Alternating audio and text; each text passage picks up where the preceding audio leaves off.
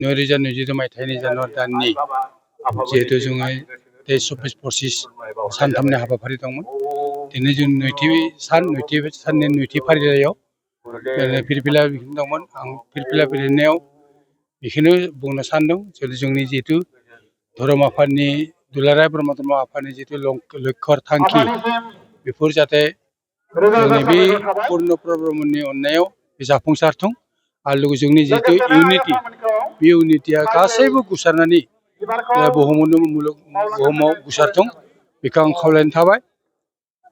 जोंनि दुलाराय ब्रह्म धर्म लोगोसेनो गासै दुलाराय ब्रह्म धर्म प्रसार संसद, दुलाराय ब्रह्म धर्म लाइमोन आफाद, आइजो आफाद, गुरुदेव कालिचरन ब्रह्म ट्रास्ट, लोगोसे दुलाराय ब्रह्म धर्म लाइमोन प्रसार संसद बे गासैजोंबो लोगो नांनानै जों दिनै जोंनि गुरुदेव कालिचरन ब्रह्मआ दिन्थिलांनाय जिहेतु फिल'सफि आदर्श बे आदर्शनि गेजेरजों जों दिनै हारिखौ फोसाबनायाव जिखिनि बाहागो लादों बाबाया जोंनो होलांदोंमोन आरो बे हारि फोसाबनाय खामानियाव जों दुलाराय ब्रह्म धर्म आफादनि गुबै थांखि आरो बे थांखिनि गेजेरजों जोंनि बर' हारिनि आगोल जिखिनि जोंनि आसार बेबहार खान्थि दंमोन बे खान्थिफोरा जाहाथे फोसाबनायनि गेजेरजों जोंनि बर' हारिखौ जोंनि गोजौ थाखोआव लांनायनि लक्ष्यआ जाफुंसारदों आरो बे जाफुंसारनि गेजेरजों दिनै सोलोंथायानो जा गुबुन गुबुन टेकनिकेल एरियायानो जा सोलोंथाइनि बाहागोफोराव बेफोर जाहाथे जाफुंसारो आं बेखौनो फिरफिला दिखांनायनि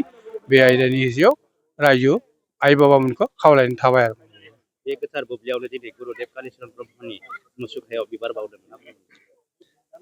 दा जोंनि गुरुदेव कालिचरन ब्रह्म जेनेबा दिनै 1860 मायथाइनि 18 एप्रिलाव गुरुधाम काजिगावआव जोनोम जादोंमोन।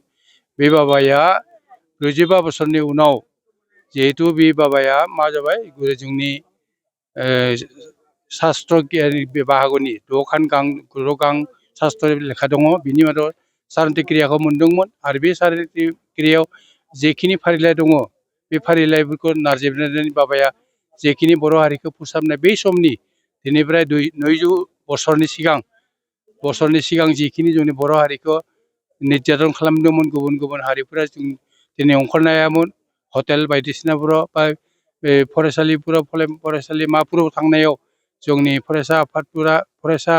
फरायसालिफोरखौ जेरैबायदि बाहायदोंमोन बे बाहायनायफोरा जाहाथे जोबलांथों बेखौ नोजोर बोनानै बाबाया जिखिनि जोंखौ बर' हारिखौ फोसाबनायनि लामा लादोंमोन लक्ष्य लादोंमोन बे लक्ष्यआ जाहाथे दिनै गुरुदेव कालिचरन ब्रह्म मुसुखा बावनायनि गेजेरजों जाहाथे बे जोबस्रांलांथों आरो गुजुन सुदेम फैथों आं बेखौनो गासैबो भक्त आइ बाबामोनखौ खावलायनो थाबाय आरो पुर्ण ब्रह्मनिसिमबो आं बेखौ खावलायनो थाबाय आरो। आं देरसिन जागोनलै ओरै होनबाय महिना दे होनबा आंखौ आदा होनदोलै होननानै आङो महिनखौ आदा होनबाय थाबाय थानानै आङो नारकुटिया जयपुर ओनसोलाव थांबाय। हाजरिका सयखिया मा जाथि नोंलाय? আমি কছাৰী মানুহ। কি কছাৰী? ঠেঙাল কছাৰী মানুহ। কি লিখে? হাজৰিকা। আপুনি? মই শইকীয়া লিখো। আপুনি? মই বৰা লিখো। हाजरिका सयखिया बरा बुंनो थाङोब्ला बर' गोजाथारलै जयपुर ओनसोलाबो नाहरकुटिया ओनसोलाबो। बेनिफ्राय फैबाय आङो ओरैहाय टियकथिं फैबाय नौकसारथिं फैबाय मेसल' लिरो। मा मेस? আমি বড় কছাৰী মানুহ আমি মেছ আমাক সেই দিখালুৱাবিলাকে মেছ পাতিছে মেছ মানে म्लेस মানে बोरमा साग्लानो जेबो रोंथारानो जोङो बिदि होननानै जोंखौ सायख'नानै एरख'नानै दोनबाय ब्रा ओरै जाबाय। दा नोंसोर दिखा लाबाय जों दिखा लाबाय दा मा उपाधि लादों? हारसाफोर बुंनाय मथे नोंसोरो बरा लायोबाबो ला सयखिया लायोबाबो ला हाजरिका लायोबाबो ला ओरै जाबाय। दाउ अमा फिसिनो मोना जुमाय लोंनो मोना एरि मोना बायदिसिना देहा परामर्स होजोब्बाय। बे किसुमान माखासेया बेदबारि एलेकाया गड़गावनि एसे सोनाब बे एलेकाया दिखा लायाखिसै मेसै थाबाय। बेनिफ्राय नाजिरानि खोलाहा तामुल सिगां दं बिराद एलेका गुवारथार हाजार हाजार मेस दं गासिबो मेस गोजा दिखा लायाखै बिसोरो नाजिरा ओनसोलनि मानसिया। बेनिफ्राय नाजिरा सोनाबनि ओनसोल माखासेया दिखा लानाय जाबाय। गलाघाट ओनसोलाव थांबाय आं गलाघाटनि मानसिया गासिबो दिखा लानाय गोजा। मा उपाधि लिरो? आं हाजरिका। कि मानु? আমি एसटी माने कि एसटी है?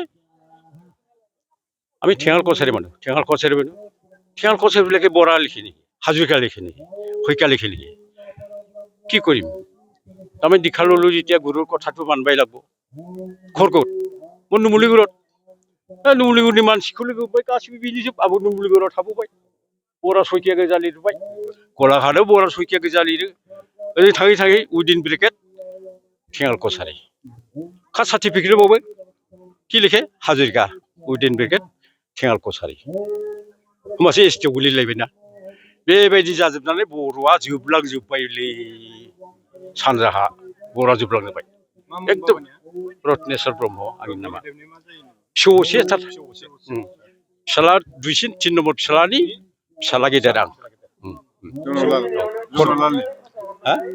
कनकनि फिसाला फिसौसे निजाथार बैसोआ बाबा बेसेबां जागोन दा बाबानि बैसोआ आंनिया नै दा बैसाग मोनब्ला 86 फुल जासिगोन आरो 24 तारिख बैसागनि 24 तारिखनिफ्राय 87 आव हाबसिगोन औ